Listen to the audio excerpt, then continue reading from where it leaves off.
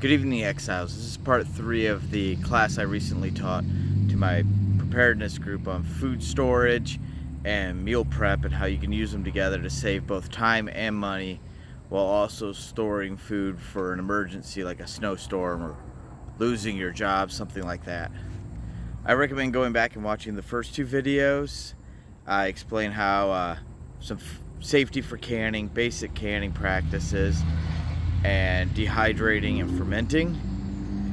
And I'm not going to go into a lot of details now, but in this video I did in the last 2, but it's a great way to both save time and money while also eating a better diet that's more convenient while preparing for the future. In part 3 we discussed some stuff on water storage and a few other little things to round everything out. So I hope you enjoy this and get something out of it, and I hope it helps you to have a better life. Yes. She thinks the fact that you can eat plants is the coolest thing she's ever. Grow out in the yard. That's all we have for the pickling and canning and stuff. We'll have to do a pickling video when I make my icicle pickles. Okay. So we've also brought some other stuff in case we had some more time. Yeah, let them mold. Yep. It's fine. So I have 2 of these. We're gonna buy more. It's for storing water. Yeah, I know what it is. Fill it up to about here, and then you can store it in the winter, and they won't bust. And they stack like Legos. They stack like Legos. Ah. There's 2 brands of these. Buy the Aqua Brick brand. Don't buy the other brand. Yeah. The other brand doesn't have molded-in handles. It has a wire handle that can pop off while you're carrying it and land on your foot. And those are 3.5 gallons. This is only 3 gallons. So you really only get like 2.5 gallons in it. And the other advantage of this is the lid's on the side at an angle, so you can get everything out of it. The other one has the lid right in the middle. It's So hard to pour. you can never, yeah. And they make a spout for this. Mhm. They also make a kit for this with a foot pump and a built-in filter, so you can throw the filter and the hose, everything out into a river and pump it into your water containers. They're a little pricey. Also, what we store water in is, do we bring in the tea? Yeah, it's in the fridge.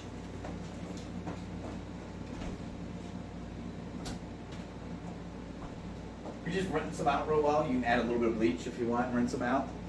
And then put them on the shelf full of water. Mhm. But don't they evaporate? Not very quickly. Because the ones we had, regular water bottles. Yes. Those evaporate Like more milk quickly. jugs Yes. in the basement. Yep, those evaporate more quickly because these are designed to hold slightly acidic stuff that's under pressure. They're much tougher bottles. Okay. And after a while, especially with them getting hot and cold and stuff, they do taste flat and plasticky. But if you're in an emergency, and who cares? And they're really nice because you can, let's say a tree falls on your house, and we're all there helping pick the tree up off your house. You can walk out here, guys. Here's cans of, or cases of water while you do that. And you're already drinking this stuff anyway, so it's cheap and easy to store a little extra.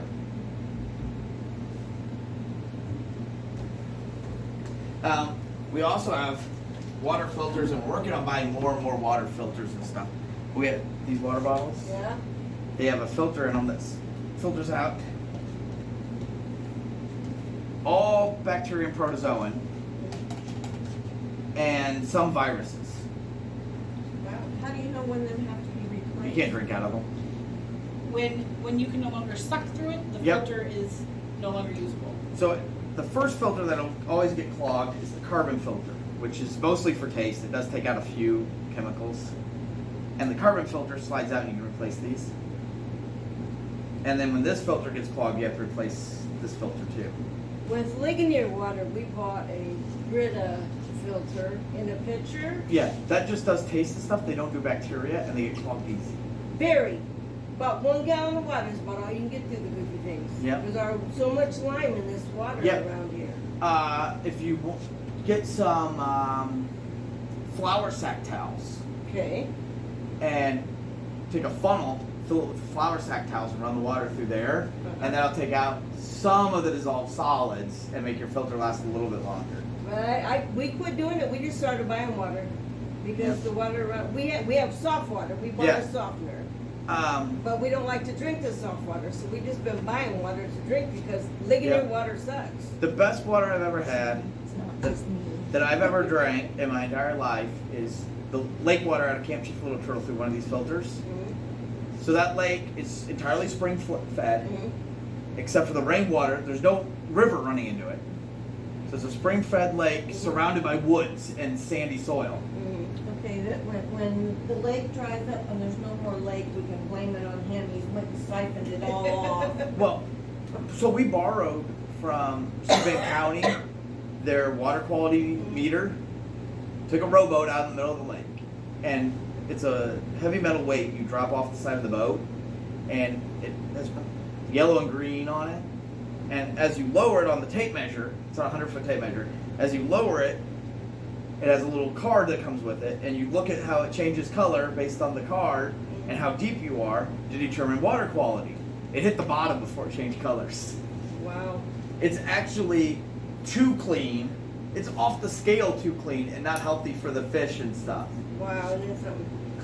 And I know when we first moved here, we always had a softener in the house because you're out in the country. Dehydrator. And we had the people come and check our water. And the man said, I've been doing this for 39 years and this is the second worst water I've ever seen. Oh. When we lived in Gotta clean up my Enchanted, mess. I took a baby food jar, put water in it and let it set for a couple days, and I took it down and I set it on the counter in the water place. And they said, well, it won't hurt you any. I said, well, then drink it. Exactly. And then she says, well, you can come down here and fill it up. We've got a water softener in here, and you can come and fill jugs up down here. Crazy. So Water this like in there sucks. is an awesome dehydrator. It's not the best dehydrator in the world. If you want a better one, buy an Excalibur. They're great. They're awesome. There's another brand that makes a really nice one, but they're like, both of those are like 10 times the price of the Hampton Beach. But if you buy a dehydrator, the one thing you need is one with a fan in it. And this still has carrots in it from us. I was gonna say, I think you got carrots in your, Yeah. We just put them in the jar, like yesterday? Day A couple before? days ago, yeah. And we ordered some more off Amazon. An Excalibur 9-tray food dehydrator is anywhere from $250 to $350. Whoa. We have one. And We we have have paid that bowls. much for it. This is like $30. We only paid about 50 for ours. As long, might have been 40. As long as it has a fan. That's what we got. As long as it has a fan, you're fine. It doesn't really matter. And then we ordered some more of the mats because the problem with some of like the shredded carrots it just falls through. I think you guys win them at the house. And I've never used the fruit roll-up one. Oh, I'd like to. Me too, I like, what, is this strawberry? That is strawberry. You know, if you make it a little thin and spread it out on there, it makes delicious fruit Well, roll-ups. we could cut it with water. Uh-huh. I made 6 batches of it. Got enough. But I yeah, would say it Ah. makes, this one also has a thermostat in it, so you can adjust temperature control. So it does all kinds of stuff like that. If you're dehydrating hot peppers, garlic, onions, stuff like that, put it in your garage or a shed, so you don't fill your house full of pepper. I've never done that, but I know people who have. And you walk, Themselves out of their yeah, house. you're like, man, my eyes are all watery. What's going on? I did cut up a bunch of peppers to dehydrate, and then forgot to wash my hands and was driving to work, and touched my eye while driving. Oh, boy. And I'm like, I'm blind! On fire! Grandma scalded her hands doing Yeah. peppers one time. Oh, I remember believe that. it. And then the other thing we brought to talk about, and I've done this before, we're not currently in the middle of a batch. We're gonna put 2 shelves in the windows to do microgreens and medicinal oils in. But this is for doing sprouts, yeah. So you can put like half a pack of pea seeds or radish seeds. Have you ever got it to do it? Yes, I've gotten to do it a couple of We times. tried it at the house and all I got was a mess. Well, it's because inconvenience of where I was working in messy kitchens and stuff. But anyway, so you put the seeds in here.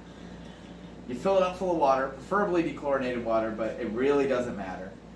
And you fill it up, shake it, and then flip it over in the bottom of your sink or in your dish strainer. Yeah. And then do that twice a day or every day, depending on how dry the air is in your house. And they'll sprout. And then you can eat them on salads and stuff like that. And it changes the nutritional quality, increases the amount of protein and other stuff that's in cheap seeds. Mm-hmm. Wow. Okay. We planted lettuce Yeah? in one of those tubs. Yeah? You can't find the lettuce for the weeds. Yep. Yep. How do I do it where I... We need... Oh, you should have prepped that better. Yep. Put down like a lot of mulch. If you put down mulch and then make little furrows in the mulch, then you put the lettuce What seeds. about the landscape That'll fabric? work too, and cut little holes in it. Got a little strip. And Strip and plant in there, and then you only have weeds in that hole.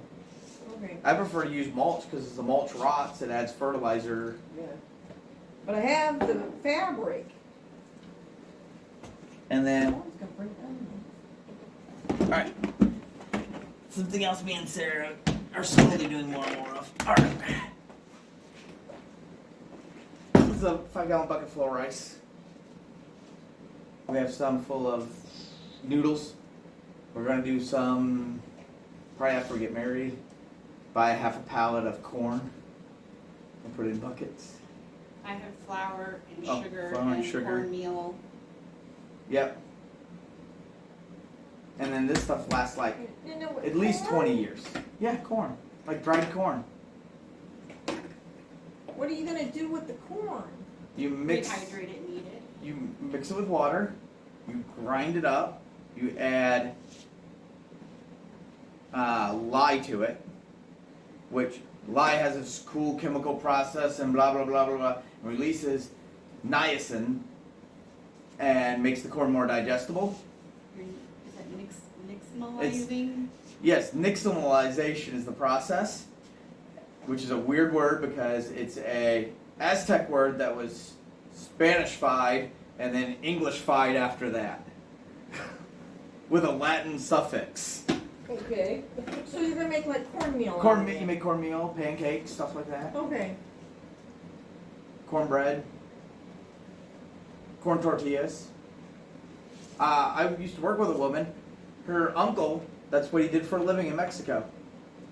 Is people bring their corn, like a pound of corn, to him. He throws the lye in, puts the water in, and mixes it in a cement mixer. And then you come back, and then when you give him a pound of corn, you get a pound of the wet corn back, which is less corn, Yeah. and then he sells the excess corn, and that's how he pays for his living. And that's the man's job in Mexico. And he really, literally does it in a big cement mixer. Hey, if it works. It works. As long as you clean it, who cares? A little dirty. These don't need to be stored anywhere. You can store them in a garage. You can store them in a basement, crawl space. Right now they're all sitting behind my RV because I moved the shed to Sarah's house. So So it's the heat, cold, It cool, doesn't it's not gonna hurt. make it sweat. Because Yep. We need that. So the first thing we do is we put in. Let me grab all this stuff. Besides the mail and Sarah, or April's obituary. Oh, speaking of that, you have mail. Okay. So, take a Mylar bag, which is aluminized plastic, put it in there, in the bucket. Then you mix, or before you put it in there, you mix in diatomaceous earth, which is crushed seashells, Okay. but it's a powder. It looks like flour. Yeah, it does. it feels really soft and silky It's really- between your fingers. It's really soft and silky feeling to us, Mm-hmm. but if you're a bug with an exoskeleton, it's razor sharp and extremely dry. So it slices through their exoskeleton and sucks all the juices out of the bugs. Because when you buy rice or wheat or any of that stuff, it has bug eggs in it. When you read the nutritional fact where it says protein, most of that is the bug eggs. Yeah.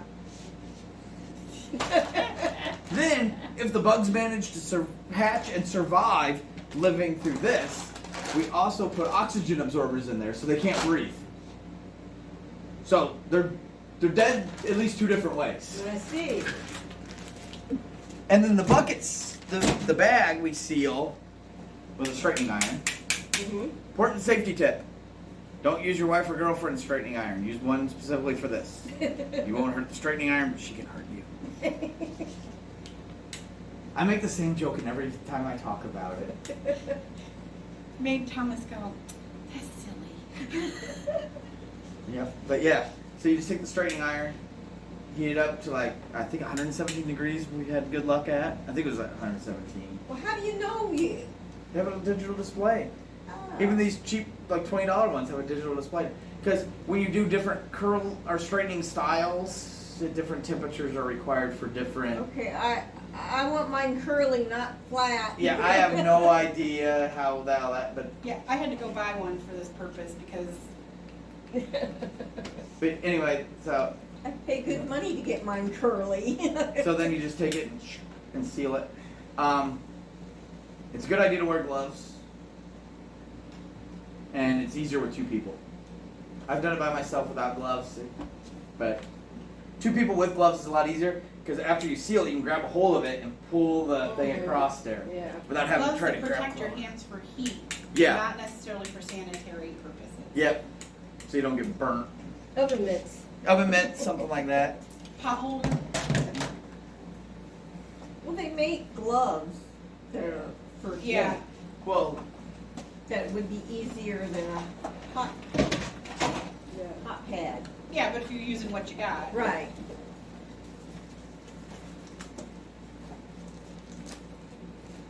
the gloves from work. Like these Kevlar work gloves are good enough for that because it doesn't get. If you're not holding on to it long enough for the heat to get through the Kevlar or to melt the rubber. And these are really thin, so you don't lose your dexterity. Yeah. And they sell these at the hardware store. I'll have to check that out because I got some of them from working in shipping at Schroff's. Yeah. And I love them things. And I got them more out using them in the garden and Yep. stuff. The only problem I've ever had with these in the garden is some thorns, because they're woven Kevlar, can find a hole through there and stab you through the gloves. Well, I'm not worried about thorns because I've only got one small rose bush. But I always grab love the the thorn gloves. that finds. Yeah, but they sell those at the hardware store. They're more expensive than they pay for them. If you find them on Uline, let me know. I have a Uline account, so we can get them shipped just the same as a factory gets them shipped to them. What do you line? It's a company that Oh, factory that's buys facts. that catalog that you got yelled at me and hit me with. Well, I get 2 of them. They're that thick. They're That's gonna good. be I the get one, heaviest too. thing I ever tried to. yeah, I know what you're talking about. And me and Sarah are slowly working on a cookbook of canning recipes, and it's a prepping cookbook. So pickling, canning, all the food preservation stuff. That's pretty neat. Anybody got any questions? Comments, complaints? No, Nope. Alright. love your ambition. Well, we're making the cookbook for ourselves. I know, And then but we I'm might as well talking about publish it, yeah. sharing this with everybody. yep. It's awesome. Well, the idea is the more people we teach how to do this, that you guys can all do it at home, and it's an easy way to can. And then if there's ever a problem, we can share food and stuff like that. Just like like the one woman I invited, she has a problem right now with bindweed in her garden. And I'm like, oh, well, like what some of the stuff we want to do with the group is get together every so often at people's houses and help them with projects. Like showing up at your house one day and with 10 people, and in an hour we have all the bindweed removed from your garden. Instead of you taking 2 weeks to get it out. Right. Because I hate that plant. Did you go by the house lately? No? Well, you can finish this video. The video's done. My Alright, thanks for watching part 3. I hope you go back and watch the first 2 parts if you didn't, so you get the whole thing all rounded out. And I hope this inspires you to store food. That way you save money, eat healthier, and have that stockpile of food just in case something goes bad, like you lose your job, your spouse is stuck in the hospital, or you get stuck in a snowstorm or something like that, while also saving you time, money, and a lot of effort in the long run too. So thank you for joining me on the journey to use God's gifts to grow His kingdom, prepare for the future, and live a better life.